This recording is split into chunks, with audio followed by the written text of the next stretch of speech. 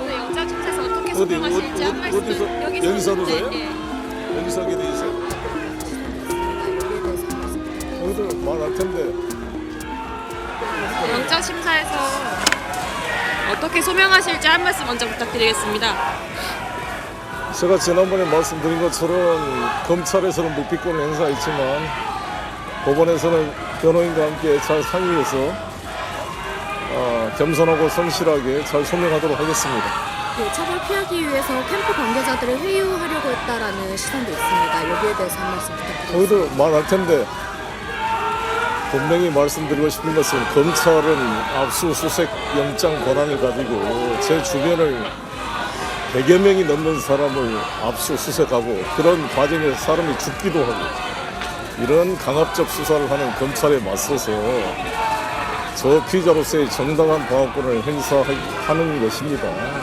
한동훈 장관은 자기 비번을 안 가르쳐 줄 뿐만 아니라 핸드폰을 압수하려고 하는 정진웅 검사를 몸으로 저지해서 오히려 정진웅 검사를 독직 폭행으로 고소한 사람들이 한동훈 검사 아닙니까? 그것만 지적하겠습니다.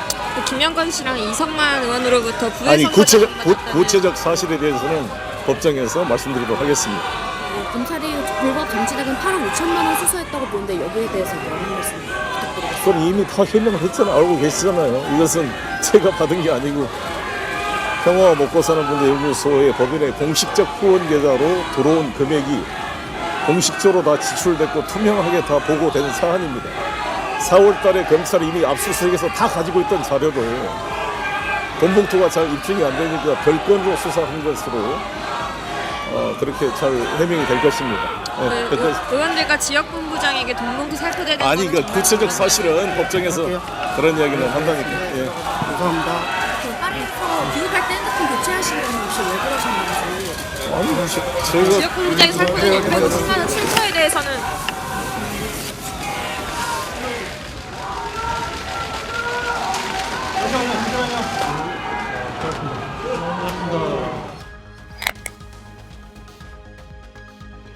지난 4월 민주당 돈봉투 살포 의혹에 대한 강제 수사에 나선 지 8개월 만에 검찰이 송영길 전 대표를 피의자 신분으로 소환했습니다.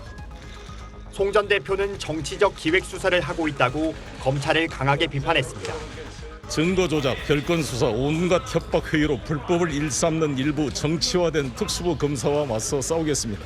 수사가 아니라 야당과 비판 언론에 대한 표적 수사, 인간 사냥을 하고 있습니다. 검찰이 객관적이어야 할 의무를 포기했다며 피의자 조사에서 진술을 거부하고 묵비권을 행사하겠다고 예고했습니다. 검사 앞에 가서 아무리 억울한 점을 해명해 보아도 그 실효성이 없습니다. 판사 앞에 가서 하겠습니다. 검찰은 민주당 전당대회를 앞둔 지난 2021년 송 전 대표의 당선을 위해 총 9,400만 원이 현역 의원과 당직자 등에게 뿌려진 과정에 송 전 대표가 개입한 것으로 의심하고 있습니다. 또 외곽 후원 조직인 평화와 먹고 사는 문제연구소 계좌를 통해 기업 등으로부터 불법 정치자금 3억 500만 원을 받았다는 혐의도 있습니다. 검찰은 이 가운데 4천만 원은 인허가 청탁을 대가로 여수상공회의소 전 회장에게서 받은 뇌물로 보고 있습니다. 200여 쪽에 달하는 질문지를 준비한 검찰은 송 전 대표 조사를 마치는 대로 구속영장 청구 여부를 검토할 방침입니다. SBS 한성입니다.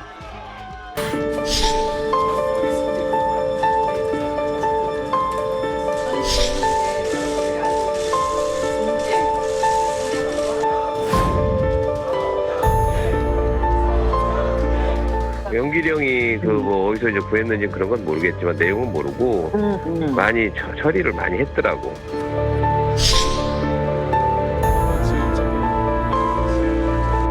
검찰은 정치적 기획 수사를 해오고 있습니다. 일부 정치화된 특수부 검사와 맞서 싸우겠습니다.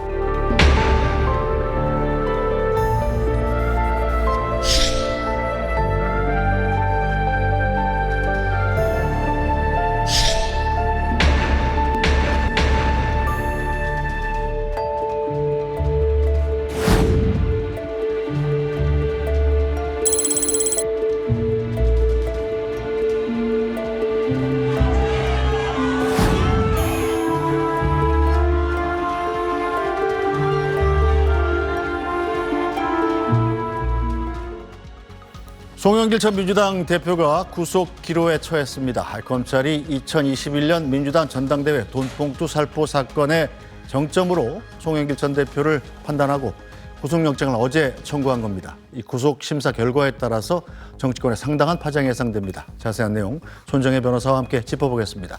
손 변호사님 어서 오세요. 안녕하세요. 네, 언뜻 알기로는 전당대회 돈봉투 살포 사건 그것만 있는 줄 알았는데 검찰이 영장 청구하고 보니까 혐의가 여러 개더군요.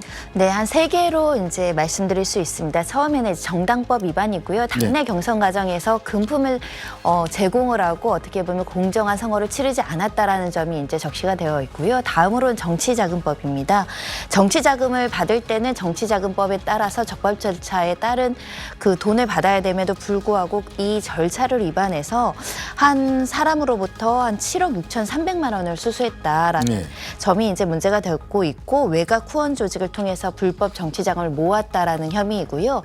나아가서는 그 자금 중에 일부 4천만 원은 그 업무상 결연 관계, 즉 어떤 청탁을 받고 무슨 문제를 해결해주기 위한 차원에서 뇌물을 받았다. 4천만 원은 뇌물이다. 이런 혐의를 적시를 했습니다. 자, 이 검찰의 영장 청구는 검찰 조사 닷새 만에 이루어졌는데 닷새 전에 이 검찰 조사를 받고 나왔던 송영길 전 대표의 얘기 들어보겠습니다.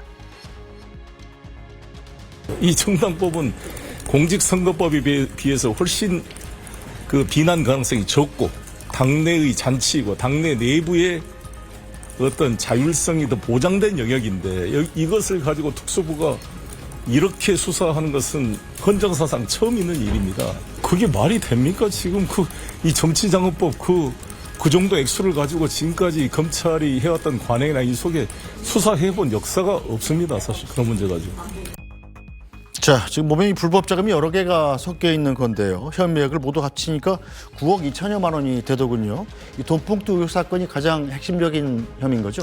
사실은 엄격하게는 뇌물죄가 양형이나 법정형이 더 높기 때문에 가장 구속영장이 발부되는지 안 발부되는지 핵심적인 부분은 뇌물죄일 겁니다. 기본 양형 기준도 뇌물 같은 경우는 지금 4천만 원인 경우에는 3년에서 5년으로 규정되어 있고 정치자금법 같은 경우는 당내 경선에서 매수했다라는 거 한다면 징역 4개월에서 1년으로 이제 정해져 있기 때문인데요. 다만 이제 당내 경선 과정에서 이제 자금을 제공한 부분과 관련해서는 수십 명에 달하고 금액도 적지 않기 때문에 이것이 인정되는지 인정되지 않는지 여부에 따라서 구속영장 발부에 굉장히 핵심적인 어떤 범죄 사실이 될 것으로 보이고 특히 금액이 9억 2천만 원으로 굉장히 좀 높은 편이기 때문에 범죄의 소명 정도에 따라서 만약 소명됐다라고 한다면 영장이 발부될 가능성도 높습니다.